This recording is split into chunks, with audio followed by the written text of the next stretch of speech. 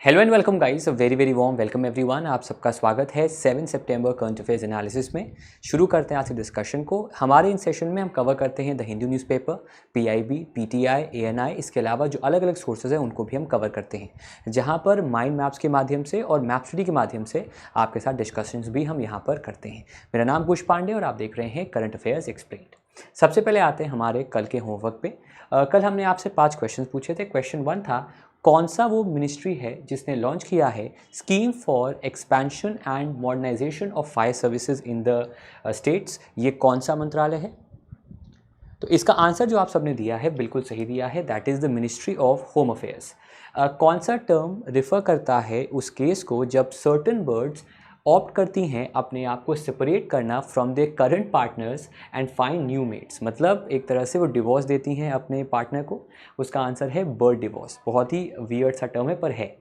कौन सा वो इंस्टीट्यूशन है जिसने रिलीज़ किया है एक कंसल्टेशन पेपर जिसका नाम है, जो है basically on consolidated cyber security and cyber resilience framework.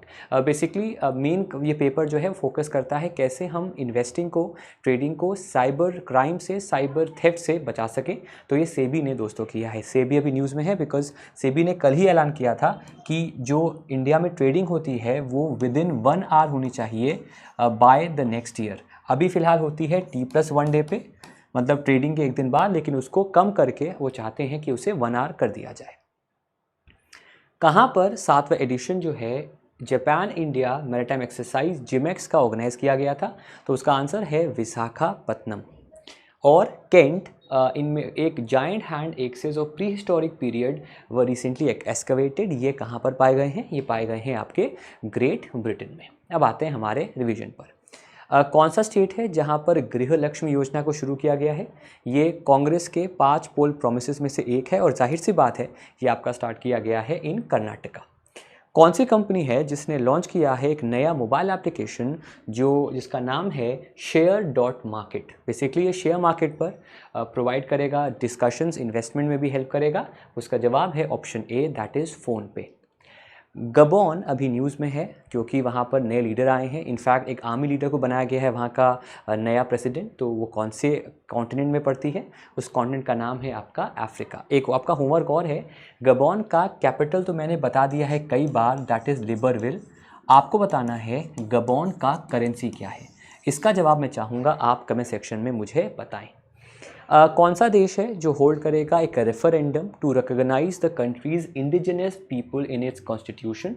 Basically उनके संविधान में एक मौका देगा, इनफैक्ट वहाँ की पार्लियामेंट में मौका देगा कि अगर संविधान में आपको कुछ चेंज कराना है और अपनी जो पॉलिसी आपको लेकर है उसको लेकर चेंज कराना है। इनफैक्ट वहाँ के जो ओरिजिनल्स हैं, वहाँ के जो नेटिव्स हैं, जो आइलैंडर्स हैं ऑफ द टॉट आइलैंड, उनके लिए है। तो ऑस्ट्रेलिया में ये रेफरेंडम होगा। 14 अक्टूबर को इसको लॉन्च करने की कोशिश की गई है। कौन सा देश या देश हैं इनमें से जो होस्ट कर रहे हैं एशिया कप 2023 का? बेहद ही बेहतरीन टूर्नामेंट हो रहा है। हर दूसरा मैच खासतौर पे श्रीलंका में पानी की भेंट चढ़ जा रहा है और जो मैच होने वाला है 10 सितंबर को, हो सकता है वहाँ पर भी पानी पानी हो जाए, है ना। फिर एशिया कप वाले गाएंगे मैं तो पानी पानी हो गई। ठीक है, आंसर है उसका option A, Sri Lanka and Pakistan. अब आते हैं हमारे आज के करंट अफेयर्स पे।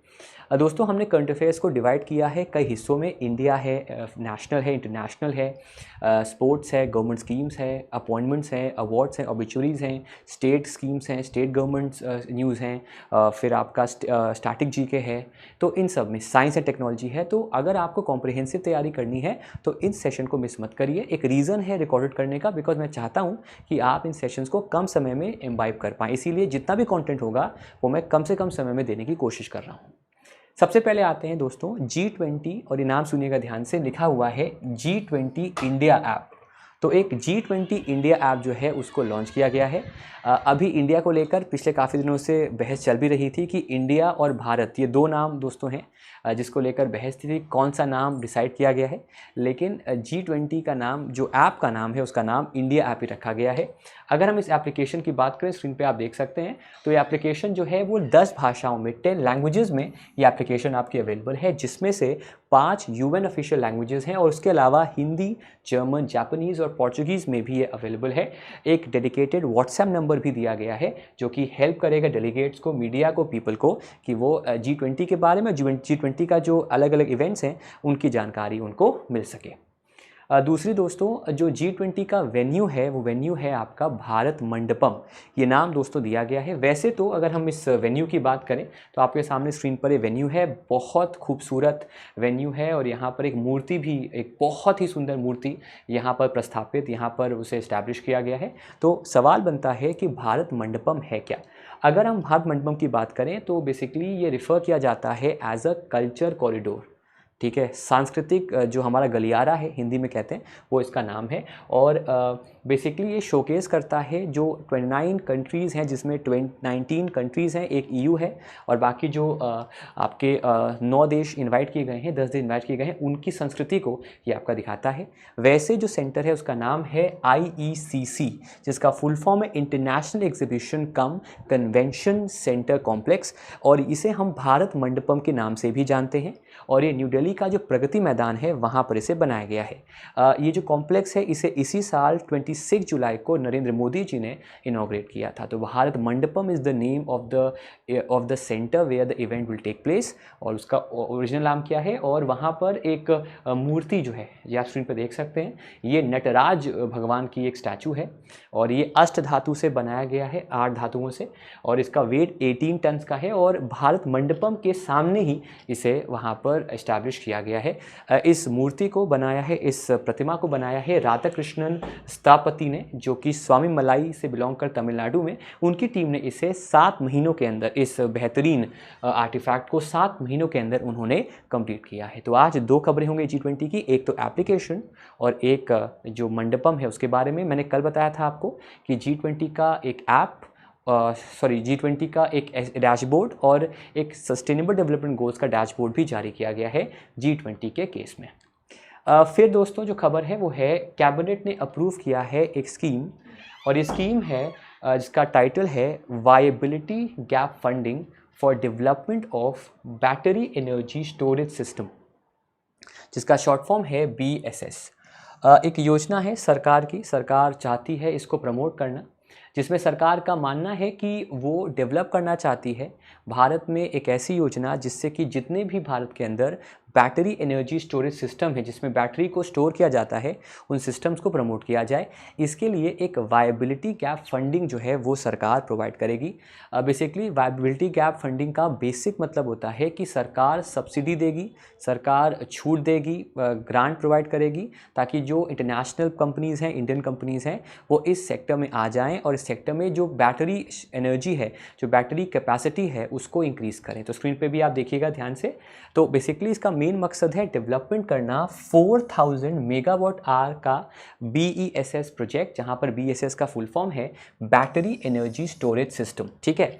और इसके लिए 40% ऑफ द कैपिटल, जो खर्चा होगा उसका 40% पैसा जो है वो सरकार प्रोवाइड करेगी, जिसके लिए उसने इस फंड को, इस फैसिलिटी को आपका बनाया है। VGF का फुल फॉर्म है वायबिलिटी गैप फंडिंग। अब VGF होती क्या है? VGF बेसिकली एक कैपिटल ग्रांट है, एक सब्सिडी है, एक इक्विटी है जो सेंट्रल गवर्नमेंट रेंडर करती है एक पब्लिक प्राइवेट पार्टनरशिप में, जहां पर उस कंपनी को जो उसमें इन्वॉल्व है उसको वो फंडिंग प्रोवाइड करेगी, सब्सिडी देगी, ताकि उसका बेहतर यहां पर हो सके। ये स्कीम का मेन एम है प्रोवाइड करना भारत के अंदर clean, reliable, affordable electricity to the citizens. उसके लिए ये योजना बनाई गई है ताकि इस फंडिंग से जो बैटरी एनर्जी स्टोरेज है उसको हम प्रमोट कर सकें, और जो हमारा इरादा है सरकार का क्लीन, रिलायबल, अफोर्डेबल इलेक्ट्रिसिटी का, उसको यहाँ पर दोस्तों जो है वो आपका प्रमोट किया जाए। ये बात सबको समझ में आ गई है? ओके। अच्छा, एक और चीज़, आप सबको जन्माष्टमी की शुभकामनाएं। कई शहरों में 6 तारीख को मनाई गई है, कई शहरों में 7 तारीख को है। हमारे यहाँ 6 तारीख को मनाया गया। रात में ही 12 बजे जो जन्म होता है वो हमारे मंदिर में दोस्तों कराया गया। तो आप सबको, जब आप वीडियो देखेंगे शायद वो दिन बीत चुका होगा, तो आप सबको बिलेटेड जन्माष्टमी की शुभकामनाएं। अब वीजीएफ क्या करेगा? देखिए वीजीएफ जो है, जो कि एक सब्सिडी है, एक ग्रांट है, एक इक्विटी अमाउंट पे करना है, वो 5 लेवल्स पे, 5 ट्रांचेस में, 5 ग्रुप्स में उसे दिया जाएगा। जैसे जैसे बैटरी एनर्जी स्टोरेज का प्लांट बनता जाएगा, जैसे जैसे उस पर ग्रोथ होती जाएगी, वैसे वैसे जो सब्सिडी है उसको प्रोवाइड किया जाएगा। एग्जाम्पल के तौर पर अगर आपने कोई घर बनाया है तो घर बनाने के टाइम क्या होता है, आप कॉन्ट्रैक्टर को पैसा टुकड़ों में देते हो, वैसे यहाँ पर अंतर ये है कि यहाँ पर वो खर्चा अपना करेंगे, लेकिन सरकार सपोर्ट करे कि भाई हम सपोर्ट करते हैं, लेकिन आप रिजल्ट्स दिखाओ, आप कंस्ट्रक्शन करो, आप डेवलपमेंट करो, हम पैसे पीछे से आपको प्रोवाइड करेंगे।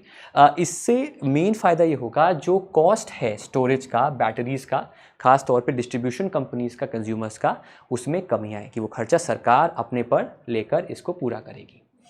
फिर एक बहुत ही इंटरेस्टिंग खबर है, और ये एक विज़न भी था हमारी सरकार का कि जहाँ जहाँ पर आपदा आए, जहाँ जहाँ पर कलामिटी आए, जहाँ जहाँ पर डिस्ट्रक्शन हो चुका है, जहाँ पर डिज़ास्टर हो चुका है, वहाँ पर कैसे हम एक हॉस्पिटल को फंक्शनिंग करने में हेल्प प्रोवाइड करें। तो उसके लिए सरकार ने क्या किया है, सरकार ने एक पोर्टेबल हॉस्पिटल, इनफैक्ट दुनिया का पहला पोर्टेबल हॉस्पिटल लॉन्च कर दिया है। ड्रोन माफिक ये है, आपके सामने स्क्रीन पे आप देख सकते हैं। ये एक डब्बा है, छोटा लग रहा है लेकिन काफ़ी बड़ा डब्बा है, जिसमें 72 क्यूब्स रखे गए हैं, और इनमें आपका ओपीडी फैसिलिटी भी है, आईसीयू फैसिलिटी भी है, इमरजेंसी फैसिलिटी भी है, सारी फैसिलिटीज़ इन क्यूब्स में रखे गए हैं। और इसको एग्जीक्यूट किया जाएगा उन एरियाज़ में जहाँ जहाँ पर कलामिटी है, जहाँ पर हॉस्पिटल फैसिलिटीज़ या फर्स्ट एड या फिर इमरजेंसी हेल्थ केयर सर्विसेज नहीं पहुँच सकती हैं। तो उसके लिए इसको लॉन्च किया गया। इस हॉस्पिटल का नाम है, इन क्यूब्स का नाम है आरोग्य मैत्री क्यूब। ठीक है, तो एक पोर्टेबल डिज़ास्टर हॉस्पिटल को लॉन्च किया गया है, जो कि एक फैसिलिटी है जो कि एयरलिफ्ट की जा सकती है एंड कंसिस्ट करती 72 क्यूब्स का। बेसिकली ये एक जो हॉस्पिटल है, इसे बनाया गया है, इस पोर्टेबल हॉस्पिटल को बनाया गया है अंडर प्रोजेक्ट भीष्म, जिसका फुल फॉर्म है भारत हेल्थ इनिशिएटिव फॉर सहयोग हित एंड मैत्री। उसके लिए बनाया गया है। नाम भीष्म पितामह जी से लिया गया है। अगर आपने महाभारत पढ़ी होगी तो वहाँ प्रतिज्ञा जो उनकी है काफ़ी पॉपुलर है, भीष्म पितामह के नाम से, उनके नाम से यहाँ पर नाम रखा गया है। ये प्रोजेक्ट जो है उसको फरवरी 2022 में स्टार्ट किया गया था, और प्रोजेक्ट को ऑफिशियली इनॉग्रेट किया गया था एट दी मेडटेक एक्सपो, जो कि गांधीनगर में आपका गुजरात में ऑर्गेनाइज हुआ था। गांधीनगर में अगर आपको याद होगा, अभी हाल ही में एक कॉन्फ्रेंस हुआ है, एक समिट हुआ है, ट्रेडिशनल मेडिसिन का ग्लोबल समिट, जिसको WHO ने कराया है। उसको लेकर आउटकम भी लॉन्च हुआ है, जिसका नाम है गुजरात डिक्लेरेशन। तो वो नाम भी ज़रा आप ज़रूर से याद रखिएगा। यहाँ तक सबको समझ में आई बात? क्या बात है, चलिए आगे बढ़ते हैं। अब आते हैं अंतर्राष्ट्रीय खबरों पे। पहले तो अंतर्राष्ट्रीय पहली बड़ी खबर है जो इंडिया के बनिस्बत इम्पोर्टेंट है। 10th SCO क्या है? शंघाई कोऑपरेशन ऑर्गेनाइजेशन, उन लॉ मिनिस्टर्स की, लॉ जस्टिस मिनिस्टर्स की मीटिंग हुई है, और ये मीटिंग वर्चुअली इस बार की गई है। इस मीटिंग में फॉर अ चेंज जो जी जिनपिंग है उनकी मौजूदगी थी, उनका एक प्री रिकॉर्डेड वीडियो भी चलाया गया, और उन्होंने अपने देश के अंदर जो लॉ एंड जस्टिस है उसकी बात की। इंडिया की तरफ से यहाँ पर पहुँचे भारत के नए नवेले लॉ मिनिस्टर, जिनका नाम है मेघवाल साहब, स्क्रीन पे आप देख सकते हैं। तो उन्होंने इस मीटिंग को दोस्तों जो है वो आपका कन्वीन किया, और मीटिंग में उन्होंने बात कही कि देश ने, हमारे कंट्री ने लॉज को सिंप्लीफाई करना शुरू कर दिया है। इनफैक्ट जो आउटडेटेड लॉज हैं उनको भी हमने हटाना शुरू कर दिया है। हमने अगर इंडिया की बात करें तो हमने 1486 जो आर्केइक लॉज हैं, आर्केइक लॉज क्या होते हैं? पुराने लॉज हैं, उनको हमने रिमूव कर दिया है। ये जानकारी दी है मेघवाल साहब ने। उन्होंने ये भी कहा कि हमने अभी नामकरण भी चेंज किया है। इनफैक्ट जो कॉलोनियल नाम थे, Indian Evidence Act, Indian Penal Code या क्रिमिनल प्रोसीजर कोड, एक 1860 का, 1872 का और 1898 का, उनके नाम अब हमने उसको चेंज कर दिया है। फिर से आपका होमवर्क है, नाम क्या दिए हैं इसको लेकर आंसर राइटिंग में भी सवाल आएगा और मेंस में भी सवाल आपका आ सकता है, तो उसको ज़रूर से आप लोग देख लीजिएगा। और जो अगली मीटिंग होगी वो कहाँ होगी? वो रिपब्लिक ऑफ कजाकिस्तान में ये इन पर्सन मीटिंग होगी, जो कि अगले साल शेड्यूल की गई है। फिर दोस्तों म्यांमार पिछले 2 से 3 सालों में वहाँ पर मिलिट्री का रूल है, जनता कहते हैं उसको वहाँ पर। आंग सान सू की जो वहाँ की एक तरह से लीडर थी वो नज़रबंद है, उनकी हालत भी बताया जा रहा है काफ़ी ख़राब है एंड उनकी डेथ के चांसेस भी बताए जा रहे हैं। तो दूसरी बार ऐसा हुआ है कि आसियान समिट में जो म्यांमार के मिलिट्री जनता है, जो मिलिट्री लीडरशिप है, उसको अलाउ नहीं किया गया। इनफैक्ट आसियान की जो समिट्स होते हैं वो रोटेटरी बेसिस पर, रोटेशन बेसिस पे होते हैं, हर एक देश अलग अलग समय पे करता है। अगला नंबर इंडोनेशिया के बाद म्यांमार का था, लेकिन वहाँ की आसियान के मेंबर्स ने डिसाइड किया है कि ये समिट अब आपका फिलीपींस में होगा, ना कि म्यांमार में, फॉर द ऑब्वियस रीजंस कि उनकी जनता ने वहाँ इलेक्शंस नहीं कराए हैं और वहाँ पर डेमोक्रेसी नहीं है, ऐसा मानना दोस्तों यहाँ पर आसियान का है। इस मीटिंग में दोस्तों एक बहुत ही कंटेंशियस इशू है। एक आपका प्लांट है जापान का, वो एक न्यूक्लियर प्लांट था फुकुशिमा करके, और फुकुशिमा से एक ऐसा कहा जा रहा है कि जो रेडिएशन है वो सी वाटर में पहुंचा है, जिससे जो फिशेस हैं जिनका जो एक्सपोर्ट होती हैं जापान से अलग अलग देशों में, उनको कम से कम चाइना ने तो इंपोर्ट करना मना कर दिया है। तो उसको लेकर भी बहुत ही हीटेड डिस्कशन हुआ इस पर्टिकुलर आसियान की मीटिंग में। मैंने कल आसियान का आपको एक माइंड मैप दिया था जहाँ पर मैंने बताया था कुल मिलाकर 10 देश आसियान में आते हैं। रिसेंट में पिछले समिट में टिमोर लेसे को उसमें ऐड किया गया है, और आसियान के अंदर इंडिया इनवाइटी तो होता है, लेकिन इंडिया जो है वो उसका मेंबर नहीं है। इनफैक्ट मोदी जी जो G20 समिट है उससे पहले यहाँ पर ज़रूर पहुँचे। इनफैक्ट भारत के जो फॉरेन मिनिस्टर हैं सुब्रमण्यम जयशंकर, वो भी यहाँ पर आपके पहुँचे हुए हैं। तो अगला meeting that is the 44th summit जो होगा, वो समिट कहाँ पर होगा? वो समिट आपका होगा फिलीपींस में। ये डिसाइड किया गया है कि वो अगले समिट रहेगा जो कि 2026 में कराया जाएगा। क्लियर है सबको? ओके। अब दोस्तों एक और चीज़ है, इरित्रिया संकट में है और इरित्रिया के कई सारे जो लोग हैं वो अपने देश छोड़ के जा रहे हैं। इरित्रिया वैसे भी काफ़ी गरीब, मतलब इनफैक्ट गरीबी के मामले में सबसे लोवेस्ट कैटेगरी में आता है। यूएन ने, जो कि यूनाइटेड नेशंस है, उसने इजराइल को वार्न किया है कि आप इरित्रियंस को अपने देश से भगाना बंद करें। देखिए इज़राइल जो है ना बड़ा ही बहुत ही अगर आपने मैप्स देखे होंगे इज़राइल के, तो उसकी पोजीशन ऐसी है कि वो हर तरह से खतरे में है, फिर भी उसका कंट्रोल अपने लैंड पर, अपने आस पास के लैंड पर काफ़ी अच्छा है और उससे डरते भी हैं बाकी देश। अब इज़राइल के अंदर इरित्रियंस आ गए थे, ऑब्वियसली बात है, लेकिन उनको वहाँ से बड़ी मात्रा में निकाला जा रहा है। इसको लेकर यूएन ने दोस्तों जो कहा है कि आप ऐसा मत करें। अब अगर हम इरित्रिया को देखें तो स्क्रीन पे आप देख सकते हैं, इरित्रिया आपके सामने देखिए दिया हुआ है। छोटा सा देश है आपका, गल्फ ऑफ ईडन, रेड सी इसके एक तट पे है, एक साइड सूडान, इथियोपिया, फिर अगर हम सी बॉर्डर की बात करें तो सऊदी अरेबिया, येमेन और सोमालिया और जिबूती हैं। तो बस आपको इतना याद रखना है। करेंसी कैपिटल क्या है? इरित्रिया कैपिटल है आपका अस्मारा, करेंसी है नाकफा। इथियोपिया की बात करें कैपिटल अदिस अबाबा है, करेंसी आपको यहाँ पर बतानी है, नाकफा तो उसकी करेंसी है नहीं। इथियोपिया करेंसी क्या है ये आप मेरे को बताइएगा। सूडान का कैपिटल खर्तूम है, करेंसी पाउंड है। येमेन का कैपिटल सनआ है, करेंसी रियाल है। सोमालिया बहुत गरीब देश है, यहाँ पर पायरेट्स के लिए काफ़ी ज़्यादा इनफेमस है, मोगादिशु कैपिटल है, शिलिंग करेंसी है। सऊदी अरेबिया रियाद है, रियाल करेंसी है। और जिबूती कैपिटल है और फ्रैंक करेंसी है। तो यूएन ने वार्न किया इजराइल को कि आप बहुत बड़ी मात्रा में जो इरित्रियंस आपके देश में है उनको मत निकालिए। इसका उन्होंने एक फरमान जारी किया है। इसके अलावा दोस्तों आप स्क्रीन पे देख सकते हैं एक मीटिंग होना प्रपोज्ड है बिटवीन नॉर्थ कोरिया के जो किम साहब हैं उनकी और व्लादिमीर पुतिन की, और इस मंथ हो सकती है। ऐसा कहा जा रहा है कि रशिया को आर्टिलरी चाहिए, रशिया को डिफेंस मिसाइल्स चाहिए, उनको कई सारी चीज़ें चाहिए, जिसके लिए वो नॉर्थ कोरिया से मीटिंग कर सकते हैं ताकि उनसे वो जो आर्टिलरी है, वो जो मिसाइल बेस है, वो उनको मिल सके।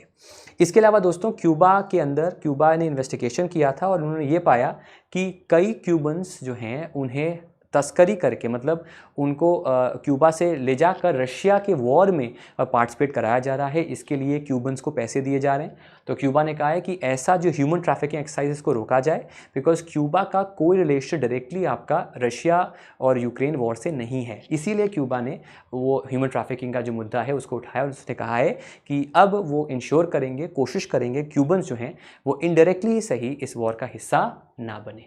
तो ये हमारी आज की इंटरनेशनल खबरें हैं जो आप स्क्रीन पर देख सकते हैं। नेक्स्ट पे आते हैं, बात करते हैं आदित्य L1 की। मैंने आपको बताया था 4 अर्थ मनूवर्स करने हैं। जैसे कि अगर मान लेते हैं ये आपका अर्थ है, तो अभी दोस्तों क्या है ना, अभी कुछ यहाँ पर आपका जो है वो मूवमेंट चल रहा है, इसे हम कहते हैं दी SOI, सरफेस ऑफ इन्फ्लुएंस। उसके बाद ये मूवमेंट होगा और कोशिश करेगा कि एक एलिप्टिकल ऑर्बिट बना के जो L1 पॉइंट है वहाँ पर जाए।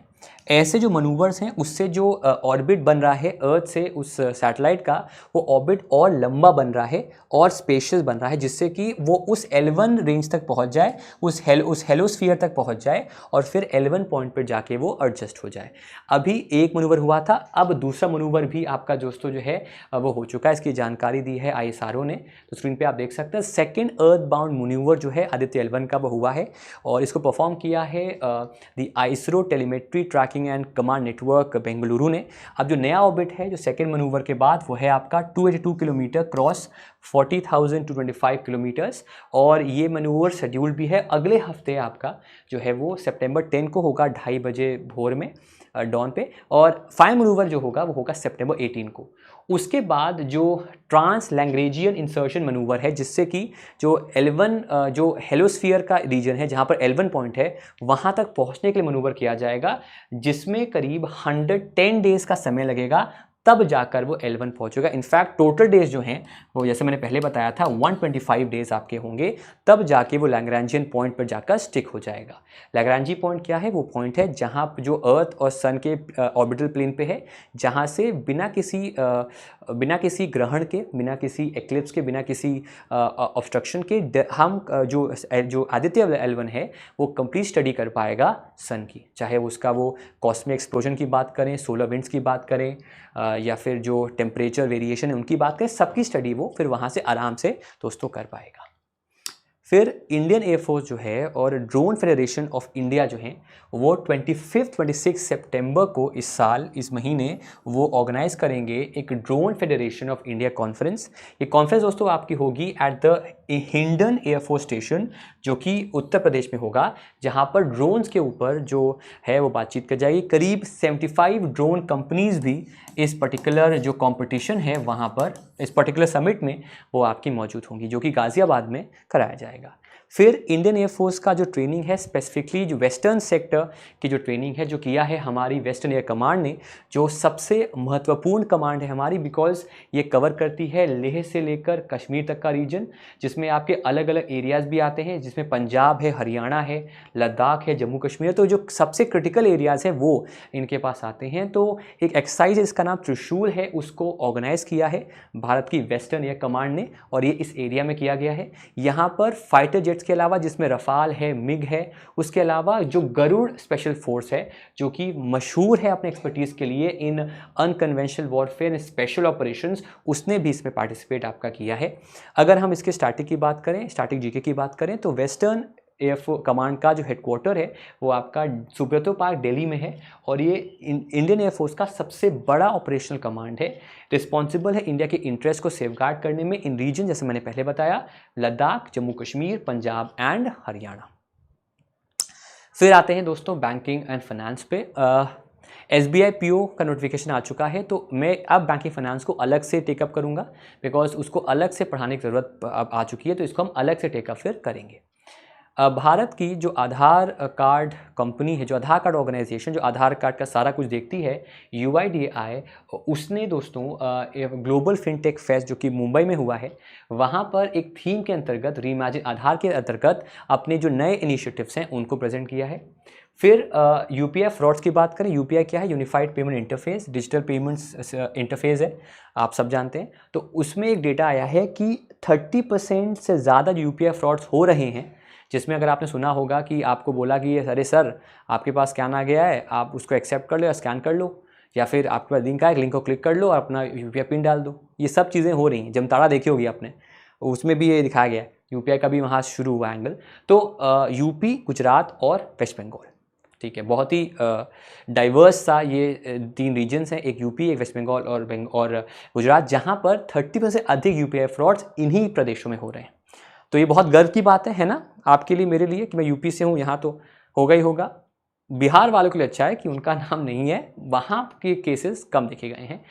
ऐसा हो सकता है, कोई बुरा नहीं मानेगा, हो सकता है डिजिटल पेमेंट का जो पेनिट्रेशन है वो इतना नहीं पहुँचा होगा, might be, I am just guessing, मेरे बहुत सारे फ्रेंड बिहार के, तो बुरा मत माने, हो सकता है कई रीजन हो सकते हैं, लेकिन यूपी, गुजरात, वेस्ट बंगाल में 30% से ज़्यादा जो यूपीआई फ्रॉड्स हैं उनका हो सकता है। मैं फिर से कहूँगा भाई, बुरा मत मानिएगा, ऑफेंड मत कीजिएगा, मैंने बस एग्जाम्पल दिया समझाने के लिए कि बिहार इसमें नहीं है, जो कि अच्छी बात है, ठीक है। फिर बैंक फॉर इंटरनेशनल सेटलमेंट्स, ये एक बैंक है जो कि सिचुएटेड है, एक सिटी है बहुत ही सुंदर सी, बासल, जो कि स्विट्ज़रलैंड में है, ठीक है। मतलब जब मैं छोटा बच्चा था तो उस समय लगता था स्विट्ज़रलैंड में सिर्फ और सिर्फ शाहरुख खान ही रहते हैं, क्योंकि वो बार बार एक ही सीन को रिपीट किया जाता है, पलट पलट पलट। लेकिन जब बड़ा हुआ तो मान चला कि नहीं भाई, स्विट्ज़रलैंड में सिर्फ सुंदरता नहीं है in terms of greenery, in terms of everything, बल्कि वहाँ पर कई फाइनेंशियल ऑर्गेनाइजेशंस भी हैं। तो बासल सिटी स्विट्ज़रलैंड में बीआईएस के हेडक्वार्टर्स हैं, जो कि एक तरह से जितने भी सेंट्रल बैंक, जितने भी सेंट्रल फाइनेंस मिनिस्ट्रीज़ हैं, उनकी एक संगठन है, उनकी वॉलंटरी ऑर्गेनाइजेशन है, जो सेंट्रल बैंकिंग नॉर्म्स को भी प्रेजेंट करने में मदद करती है। तो उसने और आरबीआई ने जो G20 टेक स्प्रिंट हुआ था, कंपटीशन हुआ था, उसके विनर्स को चूज़ किया है। बेसिकली इस टेक स्प्रिंट में कई प्रॉब्लम्स थी, एक तरह से हैकाथॉन था, कई प्रॉब्लम्स थी, उन प्रॉब्लम्स का सल्यूशन देना था कंपनीज़ को, स्टार्टअप्स को, और उन्होंने यहाँ पर सल्यूशन दिया भी है। और based on the solution and based on it's prospect, based on it's practicality, उनको अवार्ड भी दिए गए हैं। तो उन अवार्ड्स की बात करेंगे। फिर फाइनेंस मिनिस्टर ने फ्लैग किया है कि क्रिप्टो करेंसी के मिसयूज़ की वजह से जो दुनिया भर में अलग अलग देश हैं, अलग अलग एरियाज़ है, जहाँ पर टैक्स में काफ़ी छूट मिलती है, अगर आप पैसे वहाँ जमा करते हो, टैक्स हेवन जिन्हें कहते हैं, उनकी वजह से फाइनेंशियल सिस्टम को थ्रेट जो है वो लगातार बढ़ते जा रहा है। तो उस पर उन्होंने चिंता जताई है। सबसे पहले आते हैं UIDAI पे। तो इस साल का जो ग्लोबल फिनटेक फेस्ट है, जो कि हो रहा है मुंबई में, वहाँ पर जो उनका एक स्टॉल है, उनका जो एक एरिया है, वहाँ पर उन्होंने शोकेस किया है अपना फेस ऑथेंटिकेशन फैसिलिटी, जिसे पावर किया AI ML इंजन ने, और इसको उन्होंने प्रेजेंट किया कि कैसे हम अब UPI में, कैसे हम आधार कार्ड में बेहतरी ला रहे हैं। उसके लिए उन्होंने री इमेजिनिंग आधार हैशटैग ऑथेंटिकेशन, उसको वहाँ पर प्रेजेंट किया है। Under the volunteer guide 2022 UIDAI ने कहा भी है कि वो अलग अलग कंपनीज़ के साथ, अलग अलग फिनटेक कंपनीज़ के साथ कोलैबोरेट कर रहे हैं। अभी हाल ही में उन्होंने एयरटेल पेमेंट बैंक के साथ कोलैबोरेट किया था, उनके साथ मिलकर जो एक फेस ऑथेंटिकेशन है आधार कार्ड के अंदर, उसको इम्प्रूव किया है, ताकि आसानी से आधार कार्ड से जितने भी आपके रजिस्ट्रेशंस हैं वो आपके हो सके। और आधार कार्ड is the और Aadhaar authentication is the go to authentication for the fintech players. उसके लिए उन्होंने यहाँ पर ये किया है। सवाल एक ही आएगा आपसे कि UIDAI ने जो रीइमेजिन आधार थीम है उसको किस कॉन्फ्रेंस में प्रेजेंट किया है। वो कॉन्फ्रेंस है आपका ग्लोबल फिनटेक कॉन्फ्रेंस फेस्टिवल, जो कि मुंबई में आपका ऑर्गेनाइज किया गया है।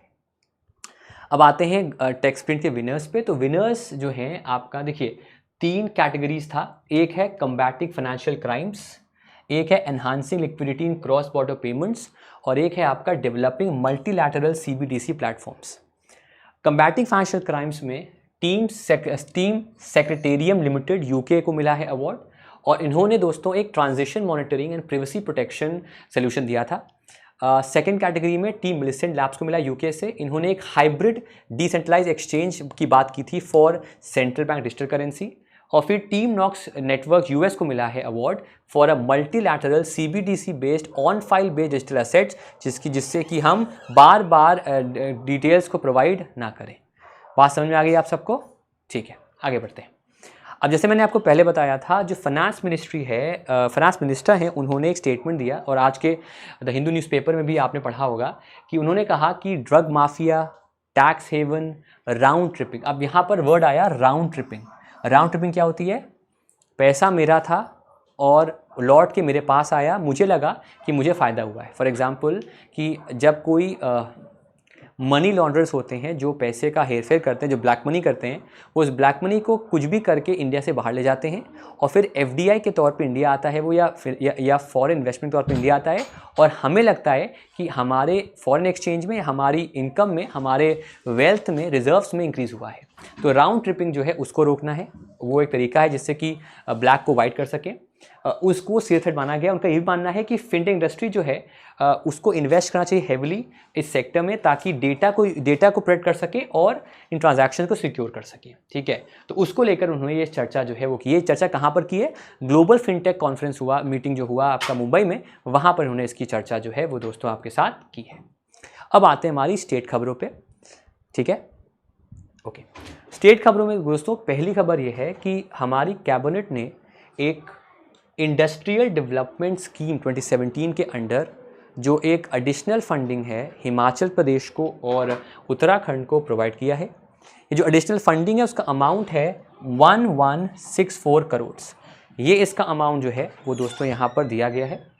अब ये अमाउंट दिया गया है एडिशनल। वैसे जो इनिशियल अमाउंट था इंडस्ट्रियल डेवलपमेंट के लिए अमाउंट था 131.90 करोड़ का, इतना अमाउंट था। ठीक है, ये स्कीम को 2017 में लॉन्च किया गया था, लेकिन इसी के अंडर 2018 में हिमाचल प्रदेश और उत्तराखंड के लिए इस स्कीम उनको इनमें ऐड किया गया। ठीक है, जिससे कि वहाँ जो वेरियस डेवलपमेंट इंडस्ट्रियल डेवलपमेंट है उसके लिए फंडिंग हम दे सकें। दोस्तों इसकी अनाउंसमेंट जो है वो अनाउंसमेंट किया था अनुराग सिंह ठाकुर ने, जो हमीरपुर हिमाचल प्रदेश में एमपी हैं और इस समय भारत के सूचना प्रसारण मंत्री भी हैं, स्पोर्ट्स मिनिस्टर भी हैं। उन्होंने इसको प्रेजेंट किया और वो एक सिंबॉलिज्म भी था कि मेरे प्रदेश, देखिए मेरे हिमाचल प्रदेश के लिए ये काम जो है वो किया गया है। तो उसके लिए इसको अभी हाल ही में लॉन्च किया ताकि वहाँ इंडस्ट्रियल डेवलपमेंट जो है उसको हम करा सकें। मध्य प्रदेश के सीएम शिवराज सिंह चौहान, जिन्हें प्यार से लोग मामा जी कहते हैं, अभी हाल ही में जो लाडली बहना योजना है उन्होंने उसको इम्प्रूव किया है। अब वहाँ पर 1250 रुपीज़ मिलेगा पर मंथ, पहले 1000 था। इनफैक्ट कई और इनिशिएटिव्स किए हैं। उन्होंने कहा राखी के मौके पे भाई अपनी बहनों को कर रहा है। उसी तर्ज पे नहीं, उन्होंने ही दोस्तों इंडिया की जो पहली सोलर सिटी है उसको लॉन्च किया है, उसको उन्होंने अनवेल किया है। और ये सिटी आपकी है सांची। सांची जो है वो फेमस है सांची स्तूपा के लिए। ये जो आपका सिटी है, सोलर सिटी अब बनी है, इससे फ़ायदा ये होगा कि करीब 13,747 टन्स का जो कार्बन डाइऑक्साइड एमिशन है वो कम हो जाएगा। और इस मॉडल से जो वो हम करीब 2.3 लाख फुल ग्रोन ट्रीज़ को बचा पाएंगे। इससे करीब सालाना एवरी ईयर 7 करोड़ का बेनिफिट सरकार को इनडायरेक्टली होगा और पीपल को इससे होगा। अगर हम सांची की दोस्तों बात करें तो एक डिस्ट्रिक्ट है रायसेन डिस्ट्रिक्ट, एमपी में, वहाँ पर सिचुएटेड है। सांची स्तूपा के लिए आपका फेमस है। Sanchi stupa is one of the Buddhist centuries in Sanchi, जिसे बिल्ड किया था अशोका जी ने 12th सेंचुरी में। तो उसकी वजह से ये न्यूज़ में है। और सोलर सिटी जो है वो इंडिया की पहली जो है वो आपकी सांची है। फिर बात करते हैं हम हिमाचल प्रदेश की। हिमाचल प्रदेश के मुख्यमंत्री सुखविंदर सिंह सुक्खू, उन्होंने जो एक योजना है सबल, जिसका फुल फॉर्म है sporting abilities rebuilding aspirations and livelihood scheme specifically for disabled children, उस स्कीम के तहत उन्होंने उसको लॉन्च किया है। और इसको लॉन्च किया गया at the Nadaun area in the Hamirpur district of Himachal Pradesh. इस सबल योजना का गोल बेसिकली दोस्तों ये है कि जो डिफरेंटली एबल चिल्ड्रन हैं उन्हें मेन स्ट्रीम में लाना, उनको आम और लोगों के साथ, बच्चों के साथ उनको इन्वॉल्व करना। इस स्कीम के अंदर 2% रिजर्वेशन दिया जाता है इन बच्चों को, और हर महीने 1000 रुपीज़ का स्टाइपेंड भी उन्हें दिया जाता है। इसके अलावा दोस्तों उन्होंने अभ्यास हिमाचल और टीचर सहायता, इन 2 चैटबॉट्स को भी लॉन्च किया on the Swift chat app, जिससे कि टीचर्स की सहायता हो सके कंटेंट के लिए और बच्चों को भी रिवीजन करने में बेनिफिट हो सके उनके एग्जामिनेशन के लिए। उसके लिए इन दो चैटबॉट्स को स्विफ्ट चैट ऐप पर लॉन्च किया गया। तो हिमाचल में सबल योजना को लॉन्च किया गया है फॉर द डिसेबल्ड चिल्ड्रन। फिर आते हैं दोस्तों एमओयूज़ पर। आइडीमिया जो कि एक फ्रेंच कंपनी है, एक फ्रेंच आइडेंटिटी सिक्योरिटी कंपनी है, और एयरटेल नोकिया, ये लोगों ने साथ में कोलैबोरेशन किया है फॉर इम्प्लीमेंटिंग और for allowing offline CBDC payments on feature phones. CBDC जो कि डिजिटल करेंसी है, जिसे हम ई रुपी भी कहते हैं, उसका इस्तेमाल हम बिना इंटरनेट के भी कर पाएँ फीचर फोन्स में। उसके लिए इन 3 स्टेक होल्डर्स ने कोलैबोरेट किया है। जैसे मैंने आपको बताया, जो आइडीमिया है वो एक French identity security service provider है।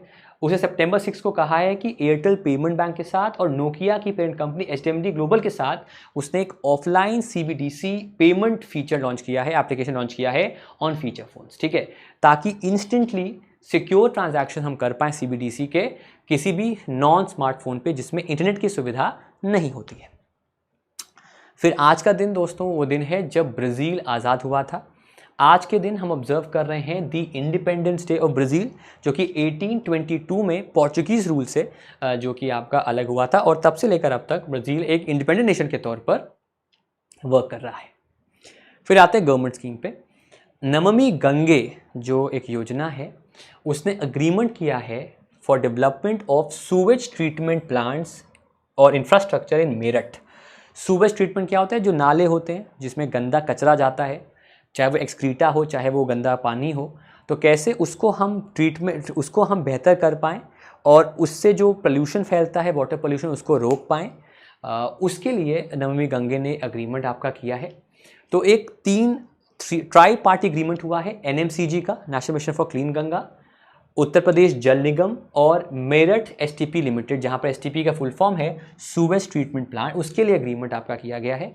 और इस एग्रीमेंट के अंडर एक hybrid public private partnership mode बनाया जाएगा और जिसमें जो एक टोटल कॉस्ट आएगा दैट इज़ 369.74 करोड़ का, और ये कंप्लीट कर दिया जाएगा पूरा प्लांट, ये पूरा ट्रीटमेंट दिसंबर ऑफ 2025। अब अगर हम इस मिशन की बात करें तो ये मिशन आपका लॉन्च किया गया था, इम्प्लीमेंट किया गया था by the national council for rejuvenation, protection and management of river Ganga, जिसको हम नेशनल गंगा काउंसिल के नाम से जानते हैं। और 2011 में 12 अगस्त को इसको लॉन्च किया गया था। इसका मेन मकसद यही है, वन ऑफ द मेन मकसद, कि जो सूवेज ट्रीटमेंट प्लांट्स हैं उनको हम रिहेबिलिटेट करें, उनको इम्प्रूव करें, ताकि जो गंगा का पानी है वो और साफ़ सुथरा हो सके। उसके लिए ये योजना, मिशन को बनाया गया था। फिर आते हैं स्पोर्ट्स पे। ICC ने इंडसइंड बैंक के साथ एक स्पॉन्सरशिप डील की है, जहां पर जब वर्ल्ड कप्स होंगे या जो चैंपियंस ट्रॉफी होगा उसमें वन ऑफ द स्पॉन्सर्स जो रहेगा, आप देखते होंगे ना, जब कोई प्रेजेंटेशन सेरेमनी होती है तो पीछे एक बोर्ड लगा होता है, जिस बोर्ड में अलग अलग आपके ब्रांड लगे होते हैं, है ना। तो उनमें से एक ब्रांड जो आपका रहेगा वो अब इंडसइंड बैंक भी रहेगा। फिर भारत की जो एशियन गेम्स की टीम है वो रवाना हो चुकी है और भारत का जो ऑफिशियल जो स्पॉन्सर है भारत के कंटिजेंट का वो अमूल है। अमूल वही कंपनी है जो गुजरात डेयरी फेडरेशन जो है आनंद गुजरात में, वहाँ से है और वो इसका जो है स्पॉन्सर बना है। हांगझू चाइना में गेम्स आपके हो रहे हैं और इस बार इंडिया को बाल्टी भर के मेडल्स इंडिया को इस गेम से मिल सकते हैं, जो कि आपके आने वाले दिनों में शुरू होने वाले हैं। फिर दोस्तों बात करते हैं हम अपॉइंटमेंट्स की। लोकेश सूजी नाम है इनका। इन्हें इलेक्ट किया गया है इन दी इंटरनेशनल ई स्पोर्ट फेडरेशन के मेंबरशिप कमेटी में 3 साल के लिए। मैं रिपीट फिर से कर दूं आपके लिए, पहली बार हो रहा है और ये बड़ी खबर है। पहली बार किसी इंडियन मेंबर को, किसी इंडियन ऑर्गेनाइजेशन के मेंबर को इंटरनेशनल ई स्पोर्ट मतलब ऑनलाइन स्पोर्ट फेडरेशन का मेंबर बनाया गया है 3 सालों के लिए। तो जनरल बॉडी है ISF की, उन्होंने लोकेश सूजी को अपॉइंट किया है एज ए मेंबर। लोकेश सूजी जो है वो डायरेक्टर हैं ई स्पोर्ट फेडरेशन ऑफ इंडिया के और VP हैं Asian federation of e sports के। और ये पहली बार है जब किसी इंडियन को इसका पार्ट जो है वो दोस्तों आपका बनाया गया है। अगर हम ISF की बात करें तो इसकी शुरुआत हुई थी 11 अगस्त 2008 में। हेडक्वार्टर्स आपके हैं बुसान, साउथ कोरिया में। साउथ कोरिया में बहुत पॉपुलर है games. Alice in the Wonderland करके बुक थी, वैसे ही एक कोई वंडरलैंड करके एक नेटफ्लिक्स पे सीरीज़ है जो कि इसी गेम के बेस पे, कंसेप्ट बेस, मुझे नाम पूरा याद नहीं आ रहा। उसमें दिखाया क्या मेनेस है साउथ कोरिया में ई स्पोर्ट्स का। और प्रेसिडेंट जो है इनके वो हैं व्लाड मारिनेस्सू। तो मिस्टर लोकेश सूजी बने हैं member of the national e sports federation.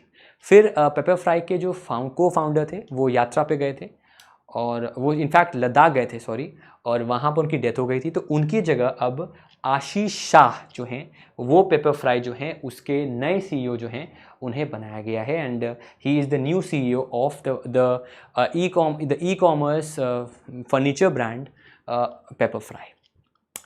फिर भारत में कुछ साल पहले ऐसे एरियाज़ जहाँ पर 50% से अधिक पॉपुलेशन शेड्यूल्ड ट्राइब्स की है, उन एरियाज़ में एकलव्य मॉडल रेजिडेंशियल स्कूल्स बनाने की बात की गई थी, जहाँ पर ट्राइबल स्टूडेंट्स को मौका मिले रहने का भी और पढ़ने का भी। तो उन्हीं एक स्कूल में जो कि आपका है इन भोपाल, वहीं के स्कूल के एक प्रिंसिपल हैं भोपाल के MRS के यशपाल सिंह, उन 75 टीचर्स में से हैं जिन्हें इस साल नेशनल टीचर अवार्ड दिया गया है ऑन द टीचर्स डे, जो कि आपका 5 सितंबर का था। स्क्रीन पे देख सकते हैं ये वो हैं और इनको ये सम्मान दिया है भारत की राष्ट्रपति श्रीमती द्रौपदी मुर्मू जी ने। तो ये इसलिए इम्पोर्टेंट है बिकॉज ये एक नया कंसेप्ट है और अगर वहाँ पर इस लेवल पे एफिशिएंसी आ रही है जहाँ की उनको अवार्ड दिया जाए based on the results and performance, तो बड़ी बात है। तो यशपाल सिंह जो हैं, जो प्रिंसिपल हैं EMRS के Eklavya model residential school Bhopal के, उनको सम्मान दिया गया। Is one of the 75 teachers जिनको ये सम्मान दिया गया है ऑन द 5 सितंबर। फिर मैंने आपको बताया था 2 दिन पहले कि WHO और जो इंडियन गवर्नमेंट है, मिनिस्ट्री ऑफ आयुष है, उन्होंने अनवेल किया गुजरात डिक्लेरेशन, जो कि आउटकम है of the traditional medicine conference जो हुई थी गांधीनगर में। तो WHO न्यूज़ में है, WHO के हेडक्वार्टर्स आपके जिनीवा स्विट्जरलैंड में है। 7 अप्रैल 48 को आपका बना था, जिस दिन हम वर्ल्ड हेल्थ डे मनाते हैं। इसकी जो पेरेंट ऑर्गेनाइजेशन उसका नाम है United nation economic and social council, और इसके हेड इस समय है तेड्रोस अधानोम घेब्रेयेसस, वो इसके हेड हैं। और लगातार ये उस समय भी हेड थे जब पेंडेमिक था, तो इस वजह से ये इंपॉर्टेंट हो जाते हैं। G20 समिट दोस्तों 9 सितंबर को शुरू हो रहा है। इस समिट को लेकर कई सारे सवाल आपके जहन में आए होंगे। तो G20 को लेकर एक चीज़ जो आपको समझनी पड़ेगी वो ये है कि G20 में डिस्कशंस हो सकते हैं, ऑब्वियसली बात है, और उसके इम्प्लीमेंटेशन को लेकर काम हो सकता है। डिस्कशंस के भी कई वेरिएशन हो सकते हैं। एक हो सकता है फाइनेंस का, एक हो सकता है सोशियो पॉलिटिकल, और एक हो सकता है आपका आपस में देश एंगेजमेंट करें, ताकि रिश्ता नहीं कहूँगा, आपस में वो अग्रीमेंट्स करें, कोलैबोरेशंस करें, कल्चर एक्सचेंज करें, है ना, वो होगा। तो उस बेसिस पर 3 ट्रैक्स होते हैं G20 में। पहला होता है फाइनेंस ट्रैक, जो कि फाइनेंस मिनिस्टर्स लीड करते हैं, सेंट्रल बैंक्स गवर्नर्स उसमें रहते हैं, और वो global economy, financial regulation, international taxation बात करता है। दूसरा होता है शेरपा ट्रैक। इंडिया के शेरपा जो रिप्रेजेंटेटिव है PM के, वो अमिताभ कांत हैं। वो कंपोज करता है representative of the head of the state, जहाँ पर social economic issues, agriculture, climate, education, trade, उनकी बात होती है। और फिर होता है आपका एंगेजमेंट ट्रैक, जहाँ पर अनऑफिशियल सिविल सोसाइटी जो ग्रुप्स होते हैं, for example business, labour, science, youth, मतलब अलग अलग जो इंडस्ट्रियल डिस्कशंस होते हैं जो इन सब मुद्दों पे होते हैं, उनको होता है। तो उसको लेकर एंगेजमेंट ट्रैक जो है उसको दोस्तों बनाया जाता है। तो ये 3 ट्रैक्स होते हैं, फाइनेंस ट्रैक, शेरपा ट्रैक और engagement track.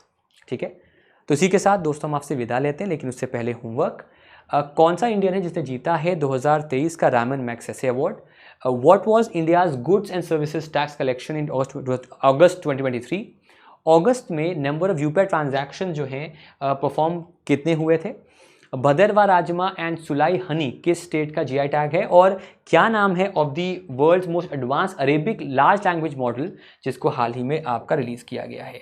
Please guys homework miss मत किया करें, बिकॉज होमवर्क पे कई सारे क्वेश्चन एग्जामिनेशन में आ जाते हैं। करंट अफेयर्स एक बहुत बड़ी दुनिया है, और दुनिया को मैंने समेटने की कोशिश की है इन सेशंस के अंदर। जो चीज़ें मिस हो जाती हैं उन देता हूँ, कुछ सवाल तो ऑलरेडी मैंने कराए, कुछ चीज़ें नहीं होती हैं, इसीलिए होमवर्क को, रिवीजन को मिस मत किया करें। उम्मीद करते हैं आपको ये वीडियो पसंद आया होगा। मिलते हैं आपसे अगली वीडियो में। बाकी दोस्तों SBI PO RBI असिस्टेंट के नोटिफिकेशन आ चुके हैं, और इनको लेकर शेड्यूल मैं आपके लिए बनाऊंगा फ्री ऑफ कॉस्ट यूट्यूब पे। इनको लेकर क्लासेस मैंने प्लान कर ली हैं, उनका शेड्यूल आपको मैं आज के दिन प्रोवाइड कर दूंगा, तो उसको मिस मत करिएगा। Thank you so much everyone. And guys, अगर सेशन अच्छा लग रहा है, बिकॉज इसको बनाने में लगते हैं करीब 5 घंटे मेरे को, तो वीडियो को लाइक ज़रूर करके जाना, शेयर ज़रूर कर देना, और हमें सब्सक्राइब करना मत भूलिएगा। Thank you so much everyone, and take care and bye bye. Thank you so much guys, bye bye.